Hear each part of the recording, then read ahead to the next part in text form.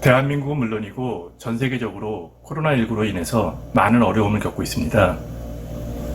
현재 많은 정부 관계자들과 의료진 그리고 헌신적인 대한민국 국민들로 인해서 빠른 시간 안에 이러한 어려움이 해결될 것이라고 생각합니다.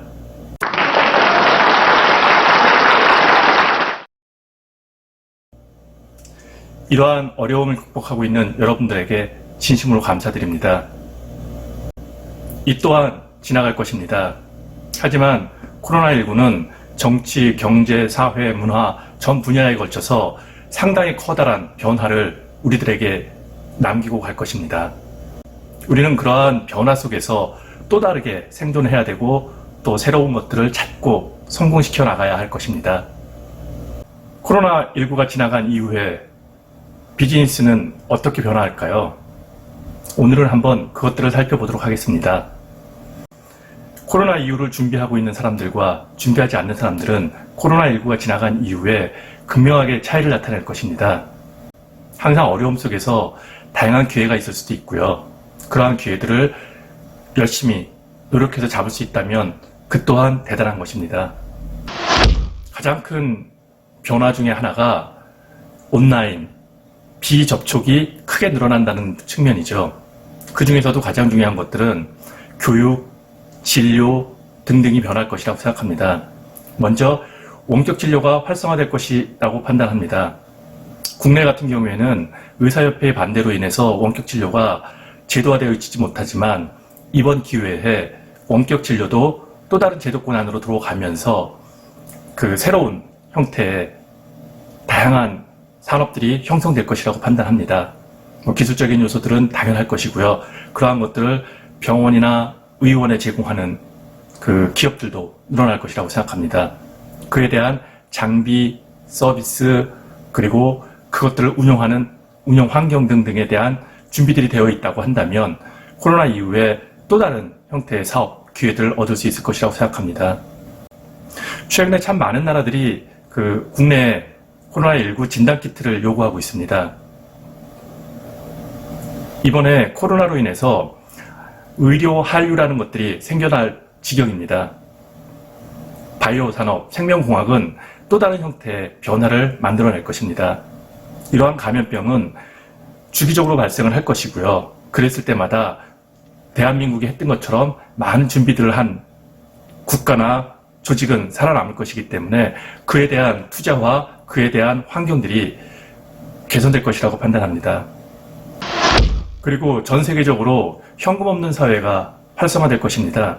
우리 대한민국은 이미 신용카드 사용률이 99%를 가져가고 있기 때문에 크게 해당되어지는 부분들은 없을지 모르겠지만 오늘 보도에도 영국에서의 현금 사용 비율이 급속하게 줄고 신용카드 사용이 크게 늘어난다는 이야기들이 나오고 있습니다.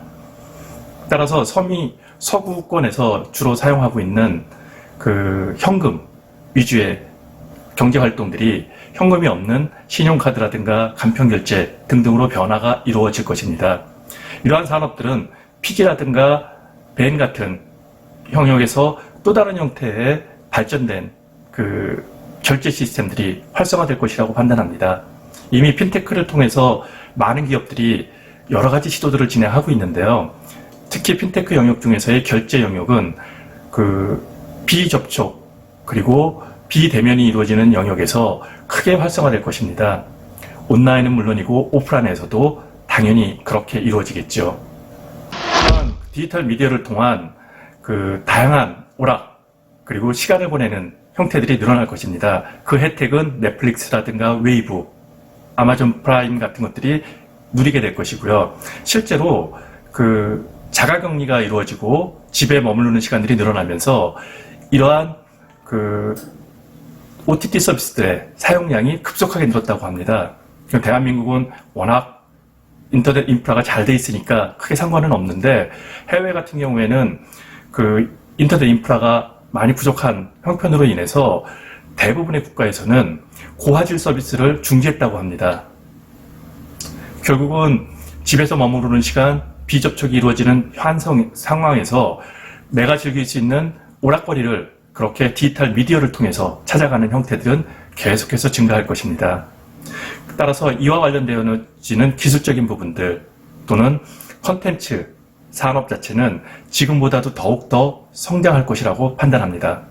코로나19로 인해서 가장 크게 변화하고 또 그 시장이 바뀌는 영역이 제조업의 공급망 아닐까 생각합니다.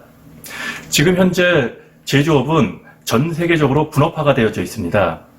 A라는 국가에서 설계를 하고요. B라는 국가에서, C라는 국가에서, D라는 국가에서 각각의 부품들을 수급하고 그러한 것들을 중국이라는 곳 또는 인도네시아라는 곳에 한 곳에 모아서 조립해서 생산을 하는 구조를 가져가고 있었습니다. 그런데 이번 코로나19로 인해서 지역이 봉쇄되어지고 공장이 문을 닫게 되어지는 경우들이 생기면서 나는 공장이 돌아갈 수 있는데 B라는 부품이 올 수 있는 환경이 안 돼 있거나 C라는 생산 공장이 코로나19로 인해서 그 공장이 폐쇄되어지는 경우들이 생기는 것들이 발생을 하면서 제조업체들은 혼란에 빠졌습니다. A라는 곳이 멀쩡하더라도요, 다른 곳에서 올 수 있는 물류가 제대로 돌아가지 않는 경우에는 공급망이 깨어진 것들이죠. 그래서 아마도 전 세계적으로 제조업체들은 소비자한테 가까이 가 있는 공급망 체계로 모든 공급망 형태를 바꿔나가지 않을까 생각합니다. 예를 들어 외국에서는 사재기가 많이 일어나고 있었는데 국내 같은 경우에는 그렇게 사재기가 많이 일어나지 않았던 가장 큰 이유가 대부분의 공급망이 국내에서 생산할 수 있는 소비재 제품들이 있었다는 것이죠. 물론 최근에 식량이 제대로 공급이 될 수 있을까 의구심을 갖게 하는 식량 수출국들의 수출 봉쇄 조치들도 또 다른 문제들이 생기는 것들처럼 각 지역이 지역 내에서 생산되어지고 제조되어지는 상품들을 소비자들이 소비할 수 있는 형태의 공급망으로 변화를 가져갈 것이라고 생각합니다. 코로나19로 가장 크게 피해보는 영역 중에 하나가 사람들이 모이는 곳들입니다. 산업적으로는 항공, 여행 같은 곳들이 거의 그 회사가 망할, 부도날 지경까지 가 있는 상황들이죠. 마찬가지로 공연, 스포츠 이러한 것들 자체도 산업이 제대로 이루어지지 못하고 있습니다. 사람이 모일 수 없는 환경이기 때문이죠. 심지어는 최근에 벚꽃놀이도 사람들이 참석하지 못하도록 하고 있고요. 유채꽃밭을 지자체가 갈아엎을 정도로 사람들 모이는 것들을 상당히 위험스럽게 보고 있습니다. 따라서 이러한 사회적 거리두기가 활성화되어질 경우에 스포츠, 공연 등등은 어떻게 발전할까요? 어떻게 고객들을 만나야 될까요? 일부 스포츠에서는 무관중 경기가 이루어지기도 합니다. 그리고 그러한 무관중으로 이루어지는 경기들을 온라인으로 시청하는 관객들이 늘어나는 부분도 있고요. 공연도 비슷하게 실질적으로는 무관객 공연이 이루어지는 경우들이 있는데 이러한 부분들은 앞으로 VR 콘텐츠로 재생산되어지면서 사람들이 그 가상현실, 가상 경험을 계속해서 지향하고 추구할 수 있는 형태들의 콘텐츠들이 활성화되어 것이라고 봅니다. 스포츠 경기도 무관중으로 이루어지긴 하지만 그것들을 VR 콘텐츠로 재생산을 해서 마치 내 눈앞에서 경기가 이루어지는 것처럼 볼 수 있다든가 공연도 내 앞에서 보고 있는 뮤지컬처럼 실감할 수 있는 그런 가상 경험들이 활성화되어질 것이라고 봅니다. 그래서 그동안 다소 성장이 더디었던 VR 콘텐츠 시장 자체도 크게 성장하지 않을까 예측합니다. 이미 온라인 쇼핑은 우리들의 생활에서 일반화되어진 부분들이 큽니다. 그런데 이러한 온라인 쇼핑도 시간이 지나고 또 앞서 얘기했던 VR 콘텐츠처럼 새로운 형태로 바뀌지 않을까라고 생각합니다. 즉 온라인과 라이브 그리고 커뮤니티 등등이 하나가 되어져서 그 소비자와 그리고 그 물건을 팔고 있는 쇼 호스트와 직접 만나는 그러한 서비스들이 강화되어질 것이라고 예측합니다. 그 대표적인 것이 중국의 왕홍이죠. 중국의 왕홍은 비디오 커머스의 새로운 영역을 열었고요. 14억 중국인들의 소비 성향 자체를 변화시켰고 현재 시장 규모는 약 100억 달러, 우리 돈으로 11조가 넘습니다.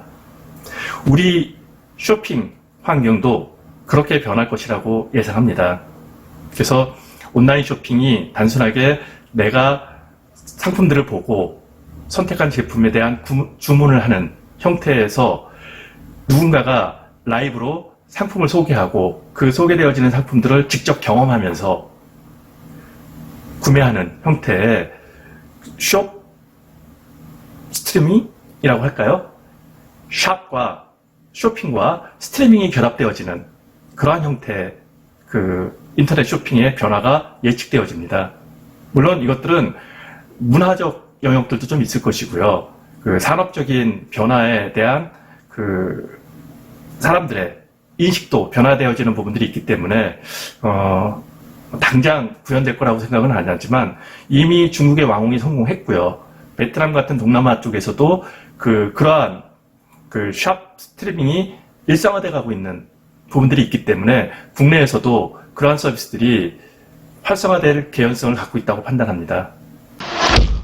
코로나19로 인해서 각 대학은 온라인으로 이미 강의를 시작하고 있고요. 서울대, 이화여대 같은 경우에는 한 학기 내내 온라인 강의를 진행한다고 합니다. 초, 중, 고등학교에서도 온라인을 기반으로 하는 교육 환경을 만들어야 되는 상황이 벌어지고 있고요. 그 대학과 달리 초등학교 같은 경우에는 여러 가지 문제점들을 안고 있는 부분들이 있어서 교육 방송을 통한 그 학습 방송을 진행을 하고 다른 도구들을 통해서 선생님과 학부모가 소통할 수 있게 구성을 맞추겠다라고 합니다. 이와 같이 온라인 교육 환경도 크게 변화할 것이라고 생각합니다.